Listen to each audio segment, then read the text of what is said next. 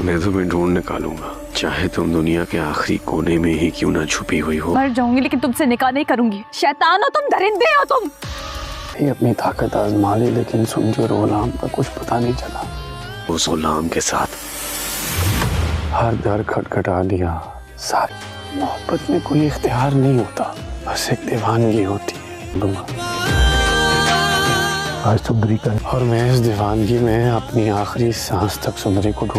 सुंदरी तो घर से निकलते बस बहुत ज्यादा प्यारे ख्वाब देख कर निकलती है। उसने एक प्यारी सी दुनिया गुलाम के साथ सजाई हुई होती है। उसी की तकमील की खातिर वो घर से निकलती है। बुआ के हाथ में हाथ डालती हुई वो आगे बढ़ती है और गुलाम को अपने साथ पाती है। उसको बहुत ज़्यादा इस दिन का इंतज़ार था कि आज वो गुलाम के साथ अपनी मुकम्मल ज़िंदगी की तकमील करेगी और उसके साथ ही एक अलग घर में रहेगी। और वो दोनों बहुत ज़्यादा खुश होते हैं क्योंकि सुंदरी कभी भी बादशाह से शादी नहीं करना चाहती। वो हमेशा गुलाम को पसंद करती होती है, लेकिन वो बेचारी इस हकीकत से कहाँ वाकिफ होती कि वो इतनी ज़्यादा जो ख्वाब सजा के घर से जा रही है, वो खुशियाँ उसकी मुंतज़िर नहीं बल्कि उसके रास्ते में बहुत सारी रुकावटें आने वाली हैं। क्योंकि जैसे ही वो आगे बढ़ती है तो देखा जाता है कि गाड़ी आती है और गुलाम और सुंदरी दोनों को लेकर चली जाती है। जब उन दोनों की आँख खुलती है तो वो कहीं और नहीं बल्कि मुल्क के वालिद की कैद में होते हैं। और मुल्क के वालिद जैसे ही उसे इस बात का कहते हैं कि वो उससे बदला लेना चाहते हैं और उससे शादी करना चाहते हैं, तो जो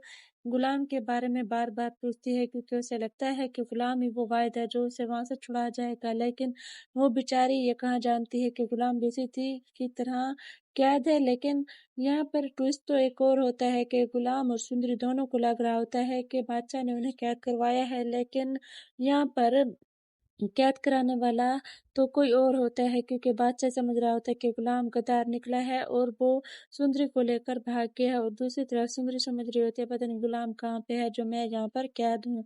आपको क्या लगता है ये दोनों रिहा हो पाएंगे या नहीं? कमेंट्स में लाजमी बताएं।